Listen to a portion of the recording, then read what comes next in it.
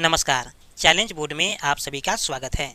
दोस्तों, मैं हूं विकेश कुमार और आज की इस वीडियो में हम लोग बात करेंगे प्रश्नावली 9.1 के प्रश्न संख्या 5। दोस्तों, यदि आप इस चैनल पर नए हैं तो एक लाइक कर दीजिएगा। चैनल को सब्सक्राइब करने के साथ साथ बेल आइकन को प्रेस जरूर कर दीजिएगा ताकि आने वाला प्रत्येक वीडियो का नोटिफिकेशन सबसे पहले आप तक पहुंचे। तो आइए अब हम शुरू करते हैं। प्रश्नावली 9.1 है और प्रश्न संख्या है 5। दोस्तों, इस क्वेश्चन में कहा जा रहा है कि भूमि से 60 मीटर की ऊंचाई पर एक पतंग उड़ रही है। ठीक है। पतंग में लगी डोरी को अस्थायी रूप से भूमि के एक बिंदु से बांध दिया गया है। भूमि के साथ डोरी का झुकाव 60 डिग्री है। यह मानकर कि डोरी में कोई ढील नहीं है, डोरी की लंबाई ज्ञात कीजिए। ठीक है। देखिए, इस क्वेश्चन में हमें ये कहा जा रहा है कि भूमि से 60 मीटर की ऊंचाई पर एक पतंग उड़ रहा है। ठीक है। और उस पतंग को जो है एक अस्थायी रूप से भूमि में बांध दिया गया है, यानी कि अस्थायी के मतलब कुछ देर के लिए। ठीक है। और हमको ये मान लेना है कि भूमि के साथ जो डोरी का झुकाव है वो 60 डिग्री का है। ठीक है। और यह डोरी तनी हुई है। तो हमें क्या करना है कि डोरी की लंबाई पता करना है। तो आइए इस क्वेश्चन को हम सोल्व करते हैं। और ध्यान रखिएगा कि प्रश्नावली 9.1 से लेकर के प्रश्नावली 9.4 तक का सोल्यूशन मैंने पिछले वीडियो में दे दिया है। यदि आप नहीं देखे हैं तो प्लेलिस्ट या डिस्क्रिप्शन जाकर पूरे वीडियो को देख सकते हैं। तो आइए अब हम शुरू करते हैं। एक्सरसाइज 9.1 है और प्रश्न संख्या है 5। ठीक है।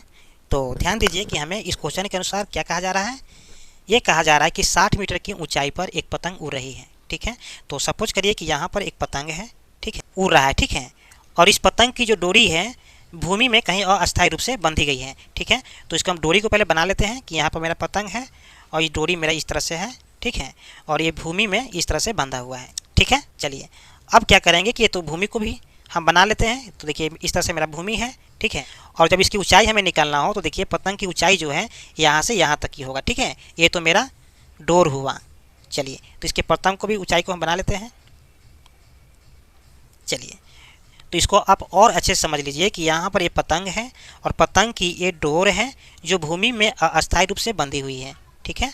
चलिए और अब इसमें ये कहा जा रहा है कि इस पतंग की जो ऊंचाई है 60 मीटर की है। कितना है? 60 मीटर की ऊंचाई पर उड़ रही है।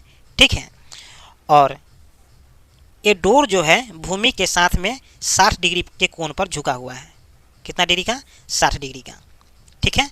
चलिए आपको एग्जाम में भी ऐसे ही बनाना है।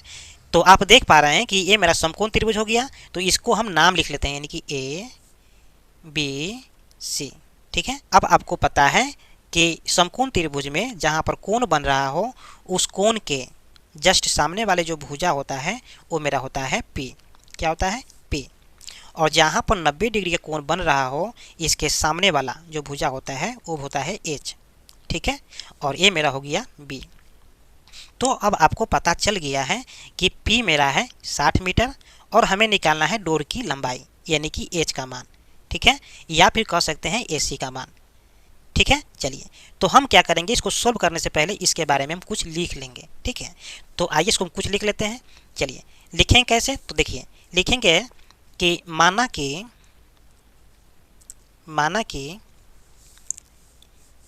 A एक पतंग है। क्या है? पतंग है। ये मेरा पतंग हो गया। और AC जो मेरा है पतंग की डोर है। ठीक है। और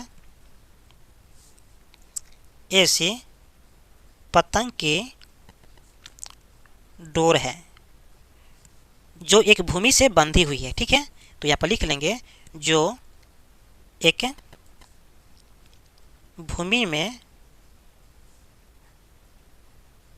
भूमि से बंधी है। ठीक है। चलिए देखिए डोर और भूमि के बीच का जो कोण बन रहा है 60 डिग्री बन रहा है। ठीक है। उससे पहले ये लिख लीजिए कि डोर जो है अच्छी तरह से तनी हुई है तथा डोर अच्छी तरह तनी है और डोर तथा भूमि के बीच, ठीक है, भूमि के बीच 60 डिग्री का कोण बनता है। ठीक है। कितना डिग्री कोण बन रहा है? 60 डिग्री का। तो हमें डोर की लंबाई मालूम करनी है। ठीक है, चलिए तो इस तरह से हम क्या किए हैं कि इसका स्टेटमेंट कुछ लिख लिए हैं। अब क्या करेंगे, इसको क्वेश्चन को सोल्व करेंगे। तो क्वेश्चन को सोल्व करने के लिए आपको एक बात पर ध्यान देना जरूरी है। देखिए यहाँ पर जो चीज़ हमें दिया गया है उसको हम लिख ही लेंगे। ठीक है, जैसे कि यहाँ पर हमें दिया गया है ए बी की लंबाई, यानी कि देखिए ए बी की लंबाई हमें कितना दिया गया है, 60 मीटर दिया गया है। ठीक है, और फिर हमें कोण दिया गया है, तो हम लिखेंगे ए सी बी, कोण ए सी बी बराबर कितना है, 60 डिग्री है। ठीक है, चलिए अब हमें निकालना क्या है, तो हमें निकालना है एसी की लंबाई यानी कि डोर की लंबाई। ठीक है, तो यहाँ पर लिख देंगे कि एसी बराबर वाट। ठीक है, तो अब हमें इसको सोल्व करने से पहले एक चीज़ पर ध्यान देना जरूरी है, और वो क्या है, देखिए वो ये है कि जो चीज़ हमें दिया हो, यानी कि जिसका मान हमें दिया हो और जिसका मान हमें निकालना हो, हम उसी का संबंध बनाते हैं। ठीक है, देखिए ए बी की लंबाई हमें दिया गया है और ए सी की लंबाई हमें निकालना है, तो हम क्या करेंगे, ए बी बटा ए सी कर सकते हैं या फिर पी बटा एच कर सकते हैं, दोनों केस में सही है, या फिर एच बटा पी कर सकते हैं, ये भी सही है, कोई दिक्कत नहीं है। तो हमें क्या करना है कि हम करेंगे पी बटा एच, यानी कि ए बी बटा ए सी करेंगे। ठीक है, चलिए तो यहाँ पर हम लिख लेंगे, तो ए बी बटा ए सी। ठीक है, तो ए बी को क्या बोले हैं, तो ए बी को बोले हम पी और ए सी को बोले हम एच। ठीक है, और आपको पता है कि पी बटा एच किसका फॉर्मूला होता है, तो पी बटा एच जो होता है साइन थीटा का फॉर्मूला होता है। ठीक है, तो यहाँ पर हम लिख सकते हैं साइन थीटा, साइन थीटा। ठीक है, चलिए तो अब क्या करेंगे, इसके मान को हम बिठा लेंगे, यानी कि हमें ए बी का मान दिया था 60 मीटर, तो 60 कर देंगे, और ए सी का मान हमें पता नहीं है तो हम ए सी को ए सी लिख देंगे, और आपको पता है कि थीटा का मान हमें दिया है 60 डिग्री, यानी कि जो मेरा कोण है वो मेरा थीटा है। ठीक है, तो यहाँ पर लिख देंगे हम साइन 60 डिग्री। ठीक है, चलिए अब दोस्तों क्या करेंगे, यहाँ पर हम वैल्यू को पुट कर देंगे, यानी कि साइन 60 का मान कितना होता है इसको रख देंगे। ठीक है, तो यहाँ पर क्या करेंगे कि 60 बटा ए सी बराबर, और साइन 60 का मान होता है √3 बटा 2। ठीक है, तो यहाँ पर √3 बटा 2 लिख देंगे।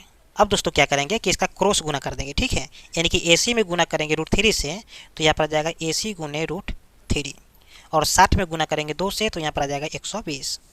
ठीक है, चलिए अब दोस्तों क्या करेंगे कि ए सी और √3 का संबंध गुना से है, तो इनमें से कोई भी बराबर की साइड में आएगा तो भाग में हो जाएगा। ठीक है, यानी कि ए सी का मान हम निकालेंगे, तो यहाँ पर हो जाएगा 120 बटा √3, और आपको पता है जब बाटा में रूट रहे हैं तो हम क्या करते हैं, परिमेयकरण करते हैं। ठीक है, तो उससे पहले हम यहाँ पर लिखते हैं परिमेयकरण करने पर, या फिर लिखेंगे कि हर परिमेयकरण करने पर। ठीक है, तो यहाँ पर लिख देते हैं कि हर परिमेयकरण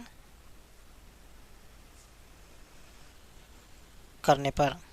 ठीक है, चलिए तो हर परिमेयकरण कैसे करेंगे, तो इसको हम पहले लिख लेते हैं, यानी कि 120 बटा √3 गुने √3 बटा √3।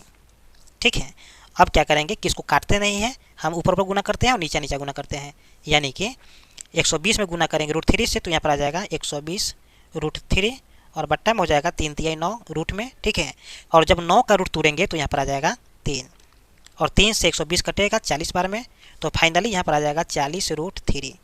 ठीक है, और 40 √3 जो आया है किसका मान आया है, ए सी का मान आया है, तो फाइनली हम यहाँ पर लिख सकते हैं कि ए सी बराबर 40 √3। ठीक है, यहाँ पर लिखेंगे अतः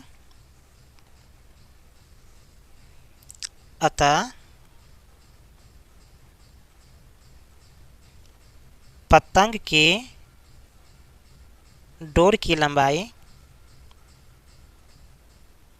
बराबर कितना हो जाएगा, 40 √3, और ये हो गया मेरा फाइनल आंसर। ठीक है, तो उम्मीद करते हैं कि वीडियो आपको समझ में आ गया होगा। फिर मिलते हैं एक और नए वीडियो में, तब तक के लिए जय हिंद।